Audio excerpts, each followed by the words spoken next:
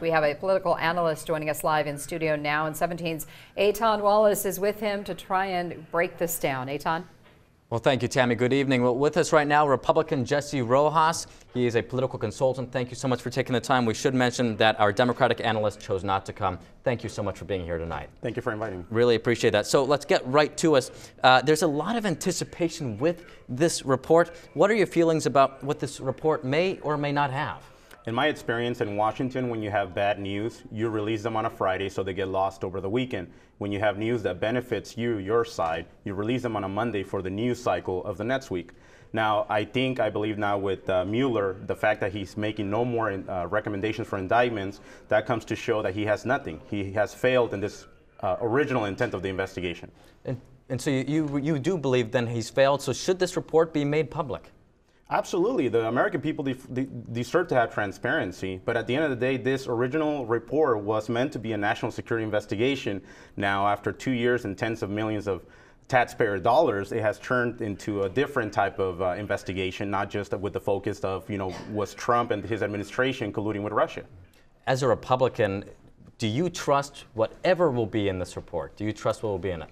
I think we've had a lot of experience in the last few decades with witch hunts like this, as President Trump calls it. I am confident that, as the president has said, he has nothing to worry about. He is focused on continuing to improve the country and keeping America great.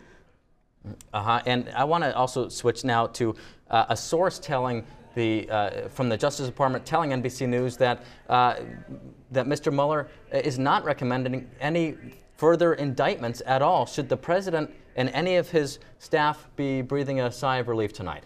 Well, they've been dealing with this for a while now. They have, in my opinion, we have as Americans in this country much more pressing and important issues that his administration and Congress and our government agencies should be focusing on. So I do hope that we wrap this up and that we go back to running the country.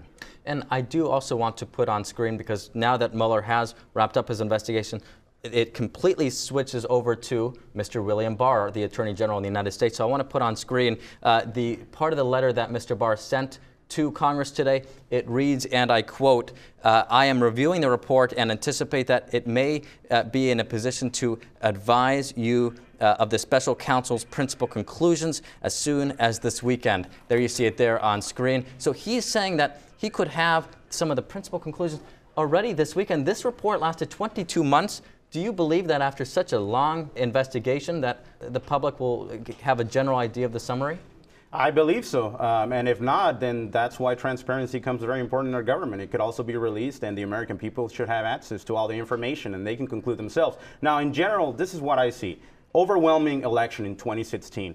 If the Democrats want to continue to play this legal game, and if they're thinking that millions of Americans overwhelmingly voted for Trump, and all these millions of Americans were naive enough to follow a couple of online ads driven by Russians, then I think we're underestimating the intelligence of the American voters and their desire for a change in government.